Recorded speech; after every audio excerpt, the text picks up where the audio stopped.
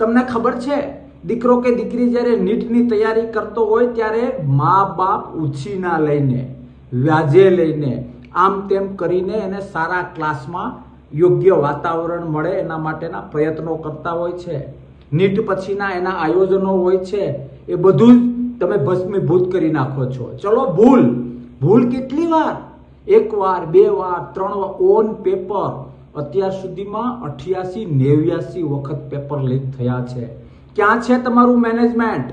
ક્યાં છે તમારી દેશ પ્રત્યેની લાગણી અને નવી પેઢી પ્રત્યેની લાગણી? ખૂબ દુઃખ વ્યક્ત કરું છું.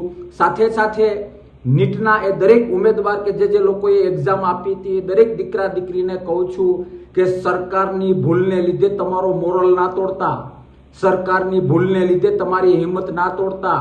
ફરીથી નવી તારીખ આવે, તાકાતથી મહેનત કરીને આ લોકોની ભૂલને લીધે તમારું કેરિયર ડિસ્ટર્બ ન થાય એનું ધ્યાન રાખજો.